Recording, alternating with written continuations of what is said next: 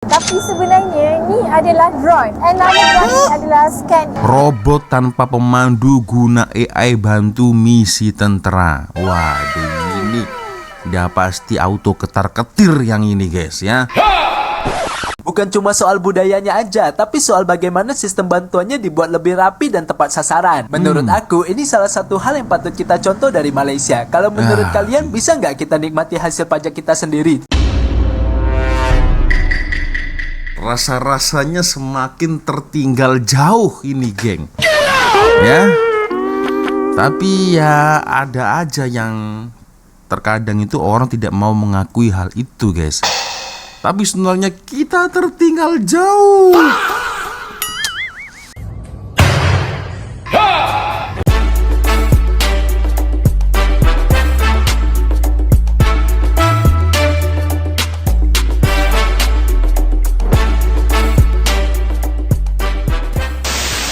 Aduh, lagi-lagi berita macam nih. Aduh. Ya selalu ada berita-berita yang buat saya ketar-ketir ini. Kamera down pula. Yo, what's up, Re? Assalamualaikum warahmatullahi wabarakatuh. Hai Re, jumpa lagi ada saya di sini Wak Lonjong. Salam lonjong. Iya, apa kabar kawan-kawan? Semoga semua dalam kondisi yang sehat Re ya. Amin ya robbal alamin. Oke guys, jika kalian tengok video saya sebelumnya, dimana saya mengulas satu video QR Code Indonesia diikuti, dicontoh oleh Malaysia, dan ternyata berita itu tidak betul guys ya. Dan kali ini ada juga yang request dari Instagram, tapi beliau itu tak mau sebutan namanya guys ya. Dan inilah teknologi Malaysia yang jarang orang luar ketahui guys. Ini dia geng ya. Fakta menarik apa lagi ini yang boleh buat jiran sekitarnya ketar-ketir kan? Ya. Berarti kesimpulannya teknologi modern di Malaysia ini jarang-jarang diketahui oleh orang luar kota atau macam mana geng? Ya. Jadi di video ini akan mengulas ya bagaimana kewujudan dari smart tunnel yang berfungsi sebagai terowong jalan raya dan sistem kawalan banjir ya, serta pengembangan teknologi artificial intelligence atau AI dalam berbagai sektor kan guys.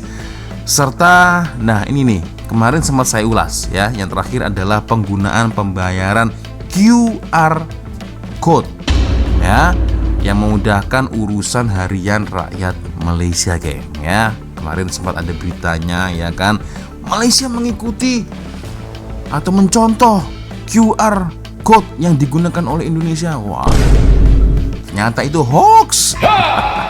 Oke geng, aduh buat ketar-ketir lagi nih agaknya guys ya. Kita akan coba nonton sama-sama seperti apa video dari Up to Date Mosa. Tapi seperti biasanya hanya sekedar mengingatkan untuk kawan-kawan yang mungkin belum sholat, jangan lupa sholat dulu dan sertakan link Shopee yang ada di bawah video ini. Siapa tahu mungkin kalian berminat untuk shopping, boleh kalian check out sekarang juga.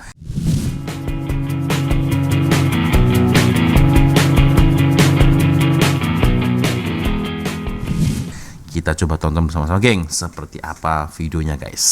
Most Malaysians are sleeping. Tech giants are quietly building a trillion ringgit future in Johor. And if you ignore this right now, you might miss the biggest tech boom in Southeast Asia. ByteDance, Oracle, Google, AWS, Microsoft, all by the end of 2026, Johor will hit 1 gigawatt of data center capacity. This is Southeast Asia's fastest growth ever. Over 100 billion ringgit approved in Johor alone last year. So why here? Singapore ran out of space. Restricted data centers in 2019. Land gone, power gone, too expensive. Johor had land, cheap electricity, same internet as Singapore, just across the causeway. Oracle alone put $6.5 billion, the largest single tech investment in Malaysia construction history. And that is real money, real scale we're looking at. But here's the part that most people miss. Data centers only need 50 to 200 permanent staff. The servers, they honestly run themselves. The high-paying jobs will be going to whoever has the skills, whether it's cloud, software engineering, AI, infrastructure, DevOps. Right now, Johor is rejecting 30% of new applications just to protect local power and water supply. The demand is that intense. The investment is here, the infrastructure is built, but the value only goes to people who are actually ready for it. Malaysia is starting to get the opportunity. The question is, are you going to be the ones who capture it?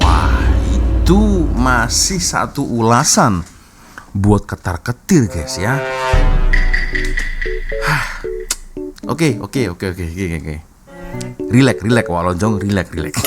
Kita coba tonton video selanjutnya, geng. Kok bisa ya KTP Malaysia dipakai buat belanja kebutuhan pokok? Awalnya aku juga bingung dan Ini kemarin penasaran. saya ulas Kok juga bisa nih. ya kayak gitu? Ternyata di Malaysia ada program bantuan dari kerajaan untuk masyarakat yang memenuhi syarat. Kebutuhannya dihubungkan dengan IC atau KTP mereka melalui sistem digital. Jadi saat belanja di supermarket yang ikut program ini, mereka bisa beli kebutuhan pokok tertentu. Kalau kalian lihat ada label program SARA di rak supermarket Malaysia, berarti iya, produk-produk betul. ini bisa Betul. dibeli menggunakan bantuan tersebut. Dan yang bikin aku makin kaget, jumlah bantuannya juga berbeda-beda. Untuk Ya, kategori 50, tertentu ada yang 100. nerima RM50 setiap bulannya atau sekitar 200 ribuan. Dan ada juga yang nerima RM100 atau sekitar 400 ribu setiap bulannya. Oke. Nah, dana bantuan ini berasal dari hasil pajak yang kemudian disalurkan kembali kepada masyarakat. Menurut aku, ini cara yang menarik karena bantuan ini benar-benar Ya. digunakan untuk membeli kebutuhan sehari-hari. Jujur ya, Ya. semakin lama aku tinggal di Malaysia, semakin banyak hal yang bikin aku belajar dan kagum. Bukan cuma soal budayanya aja, tapi soal bagaimana sistem bantuannya dibuat lebih rapi dan tepat sasaran. Menurut aku, ini salah satu hal yang patut kita contoh dari Malaysia. Kalau menurut kalian, bisa nggak kita nikmati hasil pajak kita sendiri?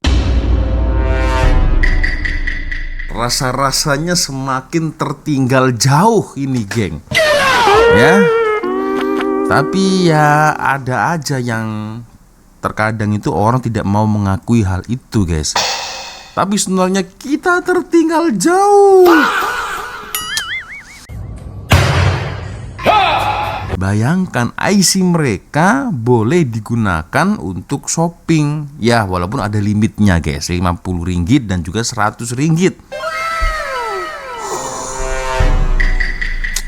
Semakin sedih nonton yang seperti ini, guys. Oke, next. 6 tahun tinggal di Malaysia dan hampir atau bahkan gak ada tukang parkir liar di sini. Hal ini yang buat aku shock dan kagum. Gak ada yang kayak marah-marah sampai ngedemo gitu. Rakyatnya mau parkir, ya parkir aja. Gak ada yang nungguin, gak ada yang minta uang sampai maksa-maksa. Semua parkir di sini pakai sistem resmi, mesin atau aplikasi. Kalian bayar langsung tercatat oleh sistem mereka. Uangnya jelas masuk ke pemerintah, bukan ke poket. Tarifnya juga transparan. Bahkan ada yang gratis di sini. Nah, kenapa bisa kayak gini? Karena parkir dikelola langsung sama pemerintahannya, bukan perorangan kayak kita. Kalau di Itu. Indonesia sudah tertulis parkir gratis pun tetap ditagih. Bukan masalah uang kecil ya, tapi soal sistem yang gak jelas dan kebiasaan yang udah dianggap normal. Makanya orang di sini tuh rata-rata disiplin. Mereka bayar tanpa harus disuruh, sesuai dengan peraturan dan undang-undangnya juga. Ini bukan cuma soal sistem, ini soal kebiasaan juga. Sekarang pertanyaannya, sistem kayak gini mungkin gak sih bisa kita terapin? Drop pendapat kalian di komentar ya. Rasa-rasanya itu juga tidak mungkin, susah, guys.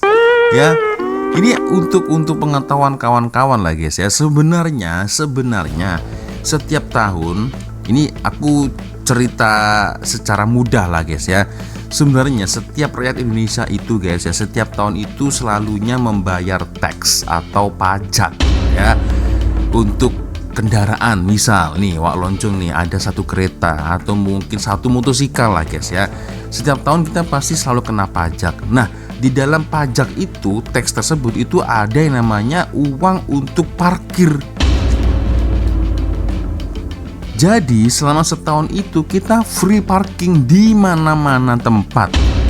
Tetapi realitinya masih saja orang-orang yang sudah bayar tax, sudah bayar pajak untuk kendaraan kereta atau motosikal, masih tetap kita ada uang parking, guys. Ya, itu persoalannya adalah uang parkir yang selama ini kita bayar selama 1 tahun sekali itu perginya kemana? Itu, guys. Aduh, parah ini ya. Jadi Ini adalah pengakuan orang-orang Indonesia yang sudah tinggal lama di Malaysia atau para pekerja ya Indonesia yang sudah tinggal cukup lama di Malaysia, yang memang mereka merasakan hasilnya ya seperti itu, best ya, bagus.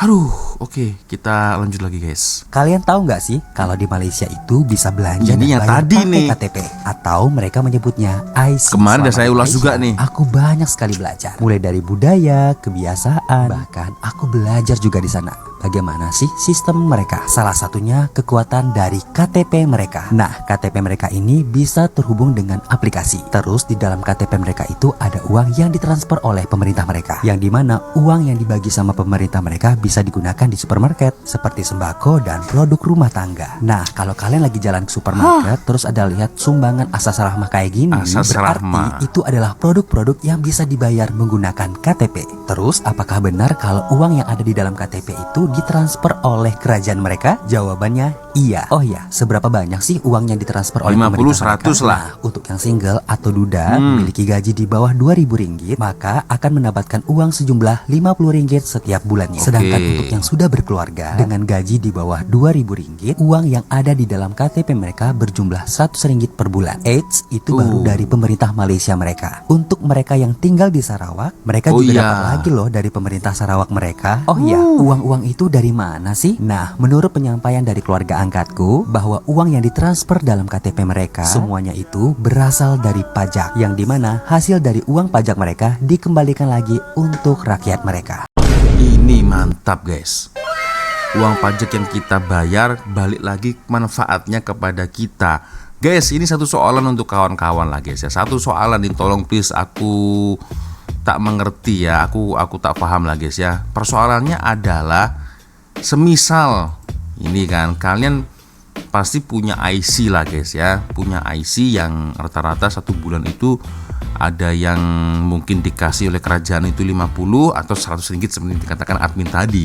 Persoalannya guys, apabila kalau kalian tak pakai IC itu untuk shopping, apakah uang itu hangus guys? Nah ini pertanyaannya ya. Dan apabila kalau kalian biarkan tak gunakan untuk shopping atau untuk belanja, apakah duit itu masih tetap seperti itu? Karena kalau kita tidak gunakan selama beberapa bulan, pasti itu duit akan ngumpul terus nih di saldo. Nah, apakah boleh seperti itu guys? Baru mungkin kalian akan belikan sesuatu mungkin sudah mencecah 300 atau 500 ringgit, baru kalian gunakan untuk belanja. Seperti itu macam mana geng? Boleh tak? Nah ini kawan-kawan yang paham mungkin boleh komen lah di ruang komentar. Atau mungkin setiap bulan diharuskan kalian memakai uang itu agar tak hangus saldo uangnya yang ada di dalam IC. Mungkin kawan-kawan yang paham boleh komen lah guys ya di ruang komentar. Terbaik lah ini, terbaik. 100 ringgit per bulan untuk yang sudah berkeluarga, 50 ringgit untuk yang masih single ya. Itu. Oke, next kita lanjut lagi geng. Andai saja ya KTP kita bisa sekuat mereka, mau ngelamar kerja aja harus fotokopi KTP dulu. Atau enggak, kalau bikin KTP alasannya belangkonya habis. Kalau uang pajak kita bisa nggak sih kita nikmatin juga? Tahu gelap. Susah. Ini guys, robot tanpa pemandu guna AI bantu misi tentara. Waduh, ini udah pasti auto ketar-ketir yang ini guys ya. Kita coba tonton. Hang Tuah. Ini adalah kami panggil Tactical Utility Autonomous Hybrid Vehicle yang kami bekerjasama di RB Hicom Defence Technology Sdn Bhd bersama dengan UMPSA. Ya, pertama yang dibuat locally, kami buat sendiri di Pekan Pahang. Bahan-bahannya Malaysia, tapi yang komponen luar negara lah. Berbalik kepada function kenderaan ni, dia adalah untuk surveillance. Dia akan deploy and then untuk mencari contoh rescue orang sakit cedera, and then dia bagi tahu dekat situ ada orang cedera, dan dia bagi tahu dekat command center ada orang cedera, and then akan panggil orang atau soldier untuk bawa pesakit tersebut menggunakan autonomous vehicle ni. Untuk function dia bukannya untuk buat tembak ke apa, dia akan collect data. Sebab tu kita ada banyak sensor. Oh, Sebagai contoh, collect data. kamera ni fail, kita masih ada sensor-sensor lain yang boleh collect data, yang boleh rely on the perception, yang akan bagi maklumat yang sama dengan kamera. Dia boleh beroperasi tanpa internet. Kalau Tanpa internet? dia autonomy Biar tu betul. akan take over apa-apa cuaca. This vehicle is we call it a 4-in-wheel vehicle. Apa yang berlaku, 4 tayar dia boleh berpusing. Bila dia berpusing, kita akan ada satu cornering yang very sharp corner. Kerana dalam military ni dia memerlukan turning radius yang kecil lah untuk memasuki kawasan hutan. Ada kamera akan detect threat. Dia pegang weapon, anomaly tu. Threat ni sekali dia detect, dia akan hantar ke cloud. Dia akan notice operator yang berdekatan, okey ada threat. Dia detect kat sini. Apa jenis threat yang detect, dia akan simpan. Masa sama dia akan simpan dalam database dekat cloud kita, dan dalam ni pun dia akan simpan. Berarti kesimpulan nih guys, vehicle ini untuk misi penyelamatan, geng, ya. Dan itu sangat berguna untuk tentara, askar-askar di medan perang, ya. Jadi untuk misi penyelamatan, guys. Makin canggih ini, guys. Allahu Akbar. Oke, lanjut lagi. Korang tahu tak, semua data bumi Malaysia kita ni sekarang ada dalam satu sistem je. Tak tahu? Sini, geng Geo nak start. Sistem Biar dia betul. dipanggil MyGEMS atau GeoGIS. Ia sistem data geoscience digital terbaru Malaysia. So, apa itu MyGEMS? MyGEMS ni sebenarnya platform data digital yang dibangunkan oleh Jabatan Mineral dan Geoscience Malaysia. Senang cerita, semua info pasal bumi Malaysia akan dikumpul sekali dalam sistem online. Dan apa pula tujuan dia? Simple. Tujuannya nak memudahkan urusan manajemen bencana geologi, bantu planning sumber negara dan support digitalisasi Malaysia. Yang best pasal MyGEMS ni, geng, dia boleh tengok peta geoscience secara interaktif dan ada 8 jenis peta utama, ada kluster data macam geologi, mineral dan bencana. Pastu orang awam pun boleh terus report kalau ada kejadian macam tanah runtuh atau risiko cerut. Nak guna pun senang je, semua hujung jari. Boleh akses kat laman web MyGEMS dan terbuka untuk semua. So geng, MyGEMS ni bukan je sistem data biasa, tapi inilah cara baru Malaysia baca keadaan bumi kita dengan lebih cepat dan smart. Dunia geoscience sekarang pun memang semua hujung jari je, geng. Betul. Dapat something? Wah, MyGEMS ada yang sudah guna, geng. Ini sangat penting sekali, guys, ya, untuk memantau bumi atau alam di sekitar kita, guys, ya. Waduh, brilian, guys, brilian. Makin canggih, geng, serius. Aduh. Oke, lanjut. Malaysia kalahkan US, UK, Jepun, Korea, Singapura. Bukannya kalahkan bola sepak, bukannya badminton, tapi QR payment. Jadi ranking kita sekarang adalah nombor 2 dalam dunia. Hanya ada satu saja negara depan kita, which is China. Dan gap dia tak sampai 2% pun. Aku jadi teringat tentang video yang saya ulas kemarin, guys, beberapa hari yang lalu, ya. Ini yang pembuat berita itu siapa, ya, dan kenapa asal buat berita tanpa selidik dulu, tanpa kaji dulu, guys, ya kan? Nomor 1 Cina, nomor 2 nih Malaysia nih yang guna QR code. Memalukan, ya. Mungkin baru keluar gua kod yang pembuat berita kemarin tuh, guys. Aduh, follow rapat habis lah. Jadi korang bayangkan sendiri 66% dari Malaysia, 2 daripada setiap 3 orang yang korang jumpa kat Malaysia ni, mereka ini akan scan QR code mereka secara setiap bulan. So China, mereka punya skor apa? 67% je. Jadi tak banyaklah jauh beza dengan rakyat Malaysia. Tapi kita ada 33 juta orang, diorang ada 1.4 bilion orang. So diorang punya skill tu memang another level lah. And then Mastercard sendiri pun ada keluarkan report yang 63% dari Malaysia prefer untuk bayar digital. Dan kalau rakyat Amerika 25%, Eropah 24%. So kita ini 3 kali ganda lagi ahead daripada negara-negara maju di luar sana. So macam mana Malaysia boleh capai ke level ni? Kunci utama dia ialah duit now QR. Jadi dekat negara-negara lain, mereka ada isu di mana setiap app mereka akan ada QR code tersendiri. So kalau merchant ataupun kedai itu tidak accept QR code dalam apps korang kena download lah apps lain. Leceh kan, kena download banyak apps QR tak compatible semua. Tapi kalau kat Malaysia, kita hanya ada satu QR code saja. So tak kisah korang pakai TNG Wallet ke, May ke, GrabPay ke, macam-macam lah ada kan, semuanya boleh pakai. Memang dah tak ada dah orang tanya akak guna QR apa, tak ada. Korang scan je terus QR code tu dan korang terus boleh bayar. Jadi orang yang paling untung sekali dalam ekosistem sekarang siapa? Yang paling untung adalah bisnes-bisnes kecil. 80% merchant ataupun pengguna Duit Now QR ni adalah makcik-makcik yang jual kuih, abang goreng pisang, pakcik kedai runcit. So mereka ini dah tak perlu nak beli mesin POS, point of sale yang beribu-ribu yang kecil keluar duit tu kan. So sekarang kita hanya letak saja QR atas meja ataupun mana-mana lah korang tempat QR code tu, terus settle, duit akan terus masuk. Jadi pada tahun 2019 hanya ada 300,000 saja merchant yang telah pun adopt QR code payment ini. Tapi sekarang 2.6 juta merchant, dah naik 9 kali ganda dalam masa 5 tahun saja. So boleh kata ini antaranya disumbangkan oleh COVID lah. So pada waktu COVID orang takut nak pegang duit kertas sebab boleh transit lah apa awalnya. So mereka mula terpaksa scan QR. Boleh lagi cerita kita nak masuk semua bangunan kena QR code kan. Tapi selepas COVID dah habis, orang dah tak nak dah balik kat cash sebab mereka dah rasa QR code ni betapa convenient. Sangat senang. So keperluan yang pada waktu dulu sekarang dah menjadi kebiasaan. Dan hasilnya tahun 2025 Malaysia telah pun mencecah 8.44 bilion transaksi digital. 23 juta transaksi berlaku setiap hari. Dan bukan kat KL saja tau adoption ni berlaku, malah dekat Terengganu, Kelantan, Kedah adoption pun dah naik 3 kali ganda. Korang boleh nampak lah orang-orang kampus sekarang pun dah cashless sekarang. Jadi Duit Now QR code ini kita bukan saja boleh pakai kat Malaysia, tapi kita boleh pakai dekat Singapura, Thailand. Di sini dah jelas guys. Singapura boleh, Thailand boleh, Indonesia boleh, China, India. Mantul.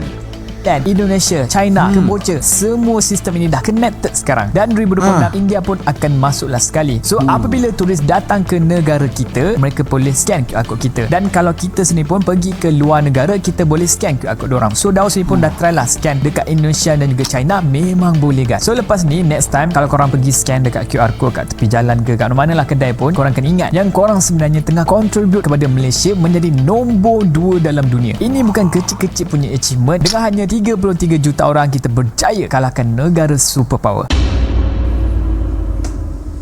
Itu ya fakta yang sesungguhnya. Tapi memang betul lah guys ya.